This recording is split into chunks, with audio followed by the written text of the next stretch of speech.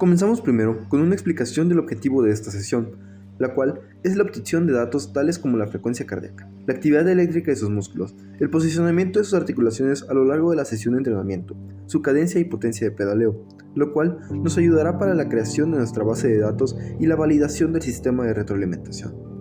Si nuestro invitado desea participar, es necesario que éste firme una carta de consentimiento, donde nos permite utilizar de forma anónima los datos antes mencionados. El ciclismo es un deporte que ha cobrado gran popularidad a lo largo de los años y en el cual, si no existe un asesoramiento con un entrenador, puede desembocar en un mal rendimiento y ocasionar lesiones a futuro. Es por eso que a lo largo de la concentración de biomecánica e ingeniería deportiva hemos desarrollado un sistema de retroalimentación en tiempo real para la corrección de postura que ayuda a la prevención de lesiones aunado a la creación de una base de datos para el desarrollo de un índice de estimación de fatiga. Para realizar todo esto, fue necesario la creación de un protocolo de experimentación, donde primeramente se le explica a los sujetos de prueba en qué consiste nuestra investigación. Acompáñenos a vivir la experiencia. Para continuar, se le realiza una entrevista al sujeto, donde se le pregunta desde su rutina previa a un entrenamiento, así como todo lo que se realiza en él. Se incluyen preguntas sobre su alimentación, sus actividades en el día a día y la duración por semana de su entrenamiento.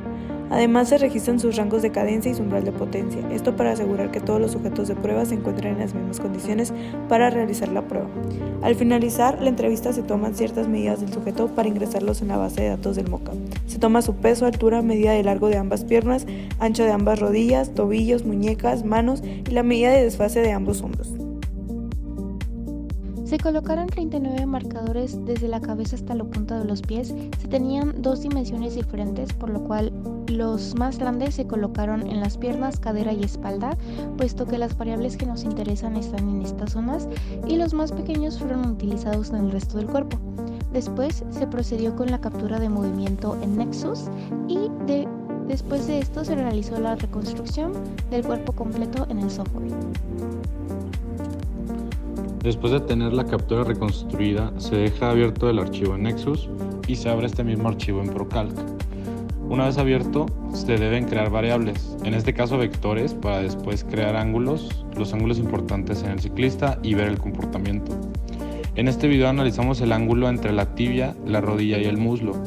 Determinamos un límite para el ángulo mayor y el ángulo menor, creando parámetros para determinar cuándo empieza a costar trabajo mantenerse entre estos números y posiblemente indique el inicio de la fatiga. Asimismo, se hace uso de un sensor de frecuencia cardíaca llamado Polar Verity Sense, el cual se le coloca al sujeto para medir sus variables y sus parámetros de latidos por minuto. Este parámetro nos sirve para complementar el estado de fatiga del sujeto y así ir evaluando la progresión del mismo. Para la obtención de señal de electromiografía se utilizó un Biopac MP36, a cual se le conectaron 6 electrodos en total, 3 en cada pierna, 2 en los brazos laterales y 1 en la rodilla para generar tierra. Una vez obtenemos la señal, el filtrado y el procesamiento se hace por medio del software de MATLAB. Esto con el fin de analizar en el dominio de la frecuencia el momento en el que el ciclista entra en un estado de fatiga. Todo esto con base en la información recabada a lo largo de nuestra documentación. Esta es la interfaz del TACS. Aquí se pueden ver los cambios en el tiempo de la cadencia en revoluciones por minuto, la frecuencia cardíaca y la potencia de pedaleo. Además, se puede cambiar la potencia de pedaleo para que ésta sea mayor o menor de forma manual. Estos datos son guardados y eventualmente convertidos en gráficas, las cuales se comparan entre ellas para encontrar potenciales relaciones, especialmente en la potencia y la cadencia.